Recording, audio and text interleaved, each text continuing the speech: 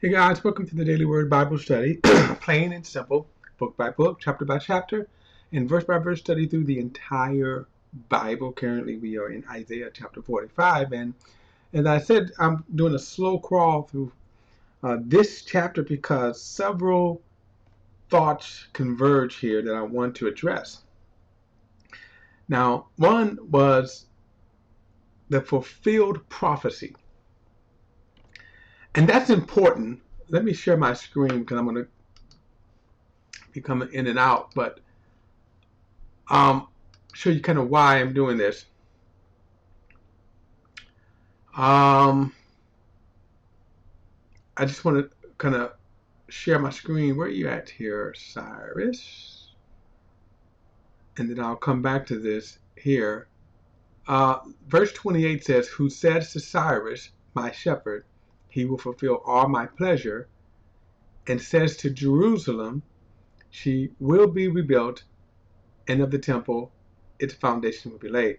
Now I want to come back to that, but I want to kind of plant this seed here why I want to make the case, for God. Now I want to read this verse because remember, and this is going to bring us to where I want to address today. In verse 12, this is God speaking.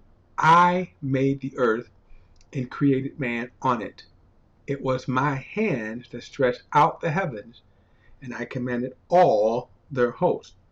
Now, just that statement, verse 12, that statement, it's what I want to deal with because God here makes the claim. God makes the proclamation that He and He alone created it. He didn't think it. He didn't kind of set it on its path. He's very kind of specific. Now, when he's speaking here, you have to also keep in mind that he's not giving detail. And that's what I kind of want to deal with, that he makes a proclamation. So it would be like a heart surgeon or a neurosurgeon that says, I repaired a brain. A person who was brain dead, paralyzed, right? I fixed them up, and now they can walk again, and they have all brain functions. Now that would just be a statement, right? And it's a statement. It's a proclamation, but it doesn't give details, of which you would know there is a lot of details to go in when a person says, like a neurosurgeon or a heart surgeon can say, you know what, I fixed the heart, right? We did a quadruple back pass, and now that person is on the road for full recovery. Well, that's a proclamation. No details. And one reason why would you give it? It takes a lot of time. And then depending on who he's speaking to, like to me, while I would be interested and intrigued, I would not understand what he is saying anyway. My point is, so when God is communicating, I made the heavens and the earth, what he doesn't go into is, here's how specifically I did it. So generically, he just said, my hands made it. Now that statement comes into direct conflict with the scientific community. And then more specifically, the atheists. And I kind of talked about this that in the last session, how this came about. When you had the industrial age, the kind of explosion of humanism, right around the 18th century, okay, or 19th century, depending on how you want to classify it, okay, the 1800s, but the 19th century, okay. So you had a few things that happened during that time. You had the explosion of these false religions, Jehovah's Witness, Christian Science, Mormonism, but then you also had evolution that came on the scene. And evolution was probably the strongest because it now is sort of the grandfather of all of the scientific belief that there is no God. So when you talk about now atheism, and then even now you have people who are deconstructing from Christianity, ex-Christians going to non-Christians or being atheists. And so pretty much all of them they fall to science and then evolution as their kind of new ideology. Now, in order to, but you have to kind of understand something here. So here's the conflict where God makes a statement. Now, I'm not going to deal with the propaganda of Christianity. There's a lot of foolishness there, and without a doubt. So before I get into it, let me say this. I'm not a man of science.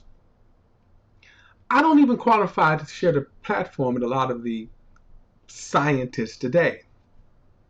I am not even refuting scientific evidence or proof. Here's what I am saying. I'm a strong believer in the Bible. I believe the claims of the Bible. So what I just read you, that God made the heavens and the earth, I believe that. God made man upon it, I believe the claims. The difference in how we should approach this as Christians is that the Bible is a book of faith. We believe it. And I'm going to get to their faith in a moment, what they just believe. I believe the claims of the Bible, but they believe certain claims with no evidence. I'll get to that in a moment. But the fact, what I'm saying is that as Christians, we should be very careful about how we approach this. So, for example, if we say, and I hear this all the time, that science proves the Bible. Well, be careful of that, because you're getting into a discipline that now you have to be able to, how does it prove that? So, for example, you can't prove the existence of God. You can only say, I believe God exists. Now, while I say that there's evidence, and I'll get to that later too, just only God can prove his own existence. So now let's get back to some of the, again, why we have this conflict. And one reason is because people are rebelling against religion. And in some cases they're rebelling against God, but they are rebelling against organized religion. And more specifically, organized Christian religion. That's what they're rebelling against. And no longer are they saying it's just, well, God created the heaven and earth, but there's a whole lot of other stuff that they are rebelling against as well, that they accuse God of, which I won't get into. But what we need to kind of understand is, I'm not here in a sense to defend God. I'm going to say this. I've yet, though I am not refuting scientific evidence, okay, because I think that would be foolish, right? Think about it. Here is one evidence, gravity. If you don't believe with gravity, take a walk off a 5-story building. Now, on a safer note, you don't have to go that far. Take a walk up, stumble off of your porch, and see that's gravity, right? You jump up and down, that's gravity. That's proof. I'm going to say that God is not even refuting scientific evidence. He created the science, right? Now, what I am going to say is, I also say that I've yet to see where science has disproven the claims of God. God just said he made the heavens and the earth. Science haven't disproven that. So now we got to go back to what is it that science is proclaiming, at least so far from what I can see. And with that, I kind of showed you a couple of pictures. I'm going to show them quickly again. And this is what we have here is a picture of the span of the universe. Now remember, God said, I created this. So the span of the universe. But this span of the universe began with what is called the Big Bang. So you see this, the Big Bang, the explosion, right? Now, if you stop and think about something now, um, on either side, you see that blackness there? That's because I kind of shrink the picture to say this is what was before the explosion, before the bang. Okay, what was before the bang? And then you have to also say that the elements always exist. Some scientists or atheists are actually saying that. The reality is they don't know, and they will tell you they don't know. In other words, they have to guess. But it's a big problem because if you say God didn't do it, and they do say that, so what sparked the elements to cause this explosion? Then you have this explosion that then creates this universe that has been expanding in every direction, as they say, 14 billion years ago. And this is a vast universe. Now we can't even be seen in the vast universe here. All right, so this is what they claim that happens, and then so now from this Big Bang, then you have this kind of over 14 billion years, some cooling down. My question also is this: if you say these planets here, think about this.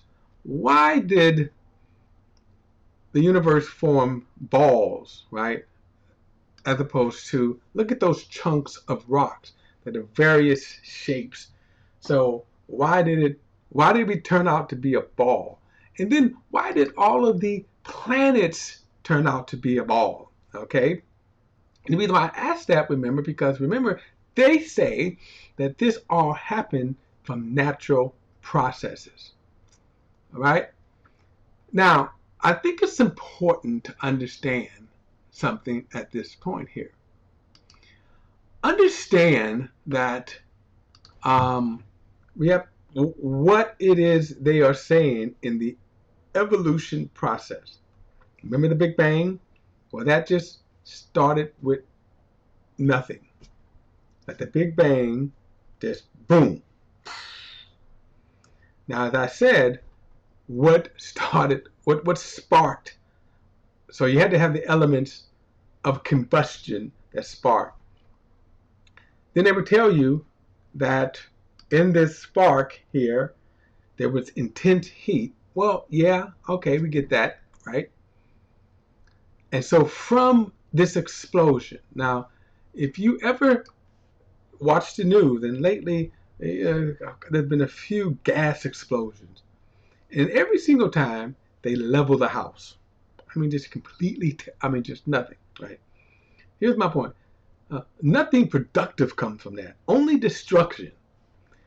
And what they want to tell us is that from this single explosion, okay, a single explosion, this is what comes out after 14 billion years, right? This billions of planets. Now get this, in this universe, you have billions of galaxies. I'm sorry, not planets, but galaxies. Billions of galaxies spread out. Now, get this, from the moment of explosion, the universe started expanding at the speed of light in every direction. As I said, this picture does not do the distance any kind of justice. From our galaxy, in a sense, we really can't even see our galaxy in comparison to the span of the universe. But, so from, again, just no mind, I'll get to that, no mind, no reason, no intelligence. They said that this all happened by natural processes. So in the heaven, the universe here, then you had this. You produce this. And my question is, think about this now. In our galaxy, in our planets here, there's a planet missing, by the way. I think it's Pluto. Because remember there was this controversy that Pluto lost its qualifications as a planet. Its classification, I'm sorry, as a planet. Anyway, But here's my point. Think about this now. What you have is the only signs of life, and this is going to be important, that the only signs of life exist on this ball, the third planet from the sun. Now, what they tell us is that in space, there are four building blocks. Four building blocks, okay? They are proteins, lipids, carbohydrates, and then nucleic acids. Now, this is, again, I'm telling you what some of the lectures that I've listened to. These four building blocks, and this is what they tell us, not only are they found here on Earth and make up the building blocks of life, and this is important, they are also found out in space. And that's interesting to me, because if you say that these four building blocks, and then they also say this, that they are self-assembling, so both in space and on Earth, self-assembling, and thus from that we get all of these different planets, all these different mammals, all these different creatures, starting with microbes, then fish, then other fish, primates. All of these building blocks come from those, all of these creatures come from these building blocks. Even this little thing right here, okay? I know, yuck. But here's my question. If these building blocks are out here in space, which tells us they do not need the conditions of Earth in order to exist, one, self-assemble, two, then why don't we see any other life? Why did they not self-assemble on other planets? These other planets right here, okay? Why didn't they self-assemble on other planets? I know I'm going a little long with this, but I think this is important, because my mind is, as I'm listening to this, I'm looking for the evidence. Now, I'm not saying that there's not evidence of the four building blocks out in space. What I am looking for is when they tell me that these things self-assemble. And that would be like me saying this. When you have these building blocks, these Legos here, of course, it's one thing to have the building blocks, but then would you say that these building blocks self-assemble to that little tractor figure there? And this is what they're telling us, that these four building blocks self-assemble. Now, this microbe, which is everywhere, these microbes are everywhere, all around us in space, everywhere. These are the microbes. Now, think about this. They don't have no eyes, nose, mouth, no gender, nothing. And they want to tell us that you give it enough time, and what's going to happen is, where's my picture of my man here? If you give it enough time, you're going to have this complex life here. Now, I say God created this. And the reason why God created this and all things, right? And which, by the way, out of all of the creatures, and there are billions of creatures on Earth, billions of species. They try to tell us that just from natural selection, and they use these terms, that natural selection created all of the billions of species. Natural selection created the billions of species. And that would mean that natural selection would have had to form eyes, nose, ears. Now watch this. Male, female. But look about this. This creature, as they say, this fossil seemed to be about 417 million years, but this is a fish that is what existed in the water, cannot exist outside of the water. You jump ahead about 340 million years. I think the reason why this picture showed up is because it kind of shows us how the fish is coming out of the water. So natural selection, not God, but natural selection would have to give it air, right? Would have to give it some a mechanisms to exist outside of the water, which it never existed outside of the water. Give it some more millions of years, and you have this primate. And then we come all the way down to this primate, but more so, we come down to this. And as I said before, God created man.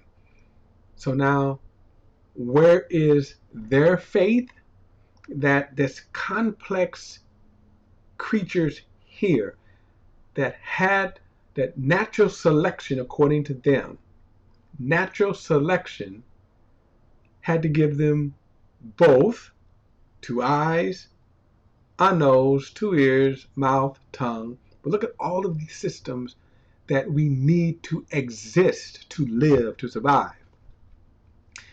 But they tell us that natural selection created this. Natural selection is the one who decided that we needed food. And within the food, natural selection put nutrients in. Then natural selection had to decide that we need to have a way to get that nutrient into our body. So give us a mouth, give us some teeth, right? So we chew upon it. And then natural selection had to give us a method by which we digest that food, and then the nutrients are absorbed in our body so that it could strengthen our body. The natural selection say, well, what do I do with the food that I just chewed up? Do I regurgitate it out of my mouth? No, it gave us a system, a digestive system, right? And then we turn that food into waste, bowels, and then we eliminate it out of our, the other end, correct? So, but here's my biggest question also is that why did natural selection see the need to say, well, I need a male and a female, right? We got to go back to natural selection here. It could have stayed like this and keep reproducing. But yet, over, as they call it, billions of years, we come out with this. We come out with this. Okay? That is faith to me. There is no scientific proof that that happened. They're saying that natural selection did it. And I want to say, with that, they're going to say anything but God. Anything but God, right? Anything but God. So now you want me to believe that natural selection created all of this that we needed to sustain life. And natural selection did a lot of thinking. And then they say that natural selection didn't have any mind, no intelligence, right? And that's a lot to produce to have nothing. And then you have billions of species that exist both in the water, billions of species that exist on the earth, billions of species that exist in the air. And my thing is, why would it even create that in the first place? Why would you think we'd even need to have that? And all from an explosion on top of all of that. All right, guys, we're going to continue in the next study. Don't forget to like and share this video and subscribe to BP, the Bible Perspective. And as always, if you have a thought or comment, add it to the comment section below. All comments are welcome. I'll see you in the next study.